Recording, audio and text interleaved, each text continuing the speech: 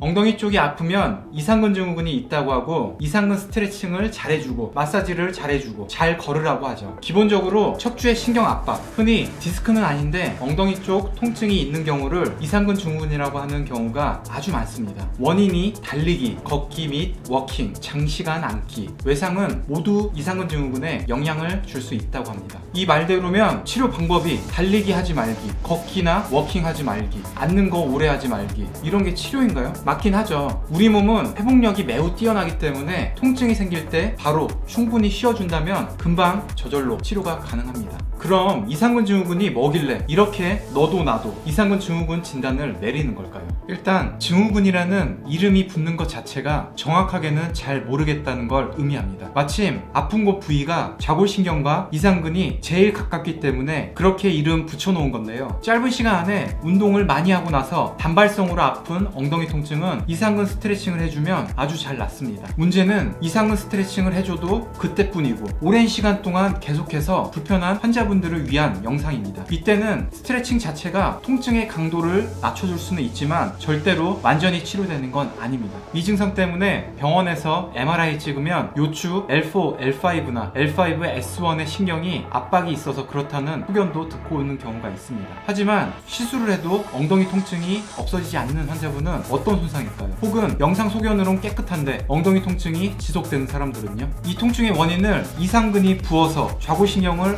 압박한다고 생각을 하면 이상근의 압박을 줄여야 한다고 접근할 수 있는데 실상 해보면 되는 경우도 있고 안 되는 경우도 많습니다. 아니 거의 안 되는 환자분들이 더 많습니다. 저는 환자분들이 이상근이라는 근육에 매몰되지 않았으면 합니다. 손상이 나오는 곳을 치료하지 않고선 이상근 스트레칭으로 호전될 수 있는 건 한계가 있어요. 기본적으로 우리가 잘 알고 있는 좌골신경통에 이상근 증후군이 포함됩니다. 이 좌골신경통의 원인은 허리와 골반 쪽을 잡아주는 인대 부위나 골반 천추를 이어주는 천장 관절의 문제일 가능성이 많습니다. 반복적인 움직임으로 인해 이런 연부 조직들이 손상을 입게 되고 염증들이 많이 분비가 되죠. 아직 이때까지는 통증이 심하지 않으므로 평소에 하시던 활동들을 그대로 하시다가 염증이 일정 수준 이상으로 커지고 나면 통증을 느끼게 됩니다. 이 염증들이 좌골신경이나 그 주변의 신경들을 자극할 수 있게 되죠. 염증으로 인한 조직들의 압력이 커지면 좌골신경이 충분히 압박될 수 있습니다. 이상근은 이때 살짝 꼽살이 끼는 정도죠. 어느 정도 오랜 기간 이상근 증후군을 갖고 있는 분들 중에 한 부위가 아니라 여기 눌러도 아파요, 저기 눌러도 아파요, 이런 경우가 많고 이상근 부위 통증이 없어져도 아래 부위가 아파졌다는 분들도 있습니다. 이건 이미 골반 및 엉덩이 근육의 층 전반에 염증이 침범한 경우이며 신경들이 자극되는 경우입니다. 환자분들은 그 신경이 지배하는 엉덩이 근육에 통증을 느끼게 되고 감각신경까지 자극되면 저림 증상까지 동반되게 됩니다. 사실 이 단계까지 오면 손상 범위가 너무 많기 때문에 시술이 들어가게 되면 해당 부위에 혈액을 공급하게 되어 회복 반응들이 빠르게 일어납니다. 일단 치료는 치료고 환자분들께 도움이 될 수 있는 것만 말씀드리겠습니다. 첫 번째, 무조건 휴식입니다. 환자분들께서 수영이나 물속에서 걷는 게 좋지 않을까요? 혹은 그냥 걷는 게 도움이 되지 않냐? 이런 질문들을 많이 하시는데요. 걸을 때 골반이 트위스트가 일어나면서 염증들이 더욱 분비되게 됩니다. 통증이 심해진 상태라면 손상으로 보고 충분히 쉬어주셔야 합니다.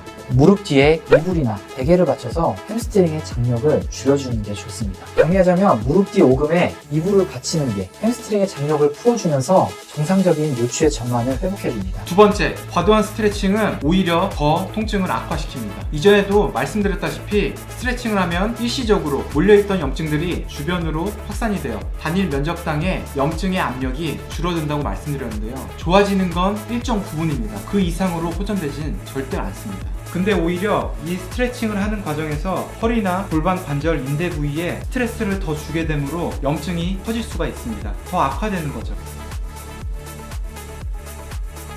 갈비뼈부터 이렇게 쓸어 내려오다 보면 걸리는 뼈가 있습니다. 그게 골반뼈인데요. 골반뼈를 앞쪽에서 눌러보면 뾰족한 ASIS라고 하는 구조물이 있습니다. 다들 아실 거예요.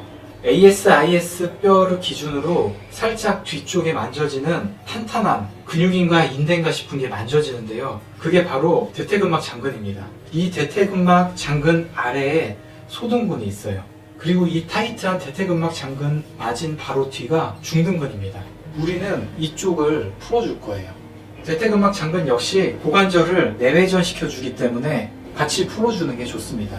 만져보면 많은 분들이 경결들이 있고 걸리는 느낌들이 있어요. 여기를 풀어줘야 고관절이 이렇게 내외전되는 힘들이 풀어지게 돼요. 뒤쪽에 이상근 장력이 풀어지는 겁니다.